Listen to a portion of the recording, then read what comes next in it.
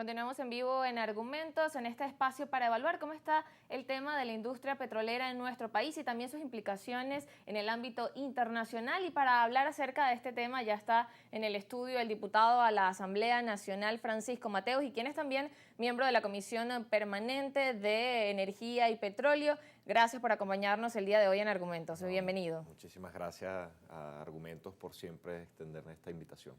Por supuesto, Rosa hubiese querido estar aquí para entrevistarlo, pronto estará, la audiencia sé que está pendiente a través de las redes sociales. Y bien, es importante este tema en materia petrolera, siempre se habla y en este año en particular, que es año electoral, sobre cómo alcanzar ese crecimiento económico, y es un crecimiento pues que viene ligado a la industria petrolera de nuestro país y que también con el tema de las sanciones, el tema del alivio, el levantamiento de sanciones, luego de que no se fuera renovada la licencia 44, mientras sigue activa la licencia 44A, estas implicaciones que tiene en este sector. ¿Y qué panorama puede darle usted de cómo se encuentra actualmente en ese contexto la industria petrolera hoy en nuestro país? Bueno, antes que nada, cabe, en primer lugar, enviarle nuestro saludo a Rosa Colmenares, pues, y deseando su pronta recuperación.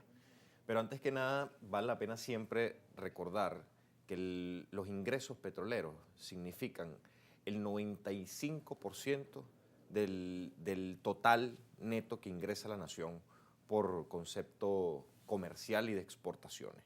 Esto nos lleva siempre a tener en cuenta que la industria petrolera es la base central de la economía venezolana. Venezuela va a ser muy complicado que pueda alcanzar una recuperación económica sin antes atender quirúrgicamente el sector petrolero nacional, que bueno, como bien lo señalabas al principio del programa, como lo bien señala el último reporte de la OPEP, nos seguimos encontrando con cifras similares a las que nosotros producíamos en el año 1943, justo cuando se estaba saliendo en vigor la Ley Orgánica de Hidrocarburos, una ley orgánica que para entonces fomentó la participación de los privados junto a la participación del Estado en la producción. Y es algo que nosotros venimos recordando desde hace muchísimo tiempo. Este programa ha sido un espacio que nos ha servido a nosotros para ventilar esa importancia que requiere en este momento que exista un gran debate nacional en torno a la política energética que va a asumir Venezuela, y eso pasa evidentemente por reformar la Ley Orgánica de Hidrocarburos. ¿Por qué reformarla? Porque es importante darle paso a la inversión del capital privado, tanto nacional como internacional, ya que se encuentra restringido desde el año 2006, que se hizo la última reforma, debido a que en su mayoría las empresas mixtas, que es como se opera aquí en Venezuela, deben formar parte, las acciones en su mayoría, de PDVSA. Aunado a esto, y es muy importante también que se toque en una eventual reforma, en una eventual discusión nacional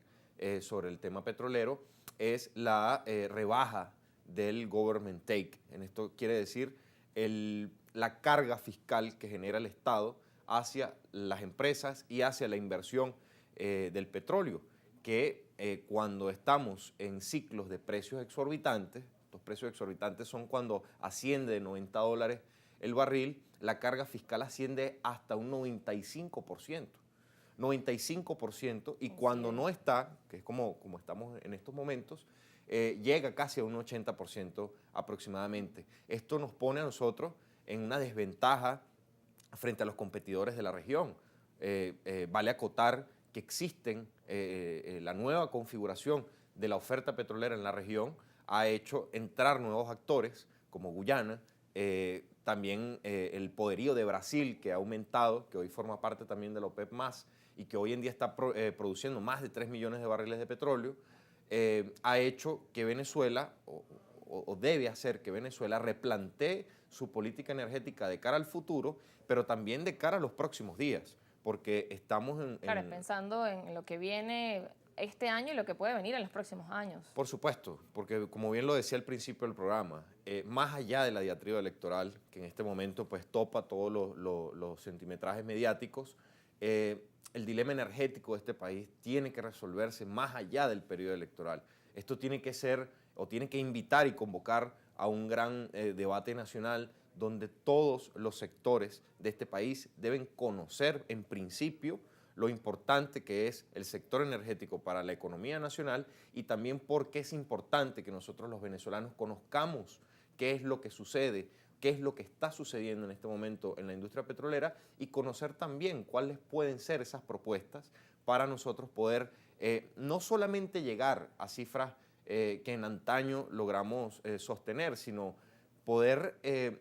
atender este nuevo paradigma energético mundial que existe hoy en día, donde ya no solamente el petróleo es el gran protagonista del escenario energético mundial, sino también el gas natural. Vale acotar que Venezuela es la octava reserva mundial de gas natural y que hoy en día,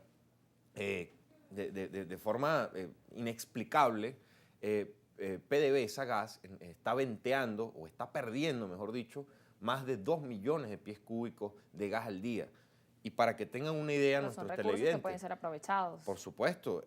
Bolivia, que es el principal productor de gas natural de América Latina, produce 1,5 millones de pies cúbicos al día. Es decir, nosotros estamos quemando la cantidad que exporta Bolivia y, como tú bien lo dices, son recursos que estamos desaprovechando nosotros los venezolanos y sobre todo en este nuevo paradigma energético donde hay tanta conflictividad en Europa, hay tanta conflictividad en Oriente Medio, Venezuela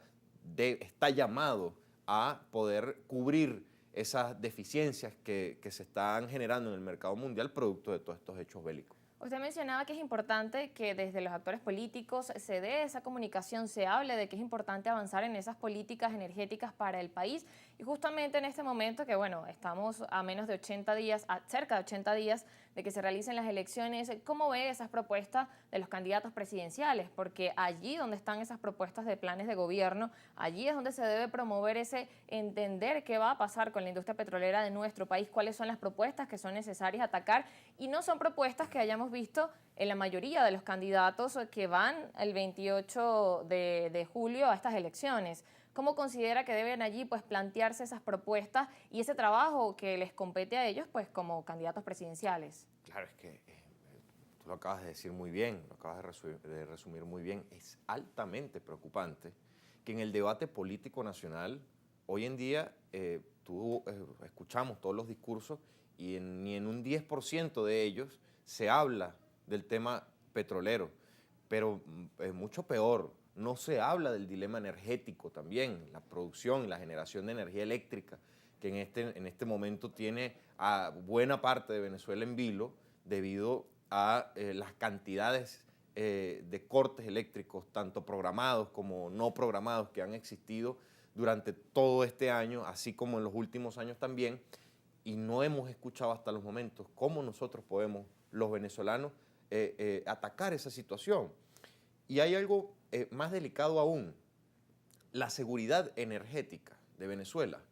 pende de una política de Estado. Y en este momento que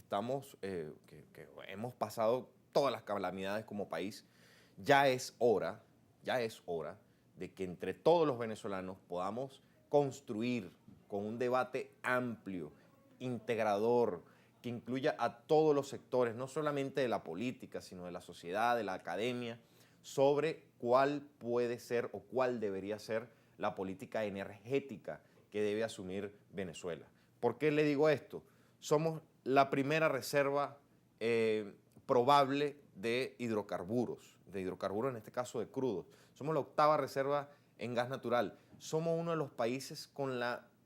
mayor capacidad de captura, tanto fotovoltaica como de energía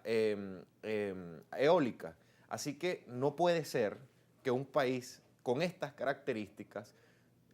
cada vez le cueste más alimentar su mercado interno de combustibles, cada vez le cueste más a que usted en su casa le llegue continuamente el gas doméstico, y es mucho más preocupante cómo un país con estas características se le va la luz por lo menos la mitad del día. Así que eso es algo que por lo menos la gente afuera del país, fuera de Venezuela, muy pocos lo entienden.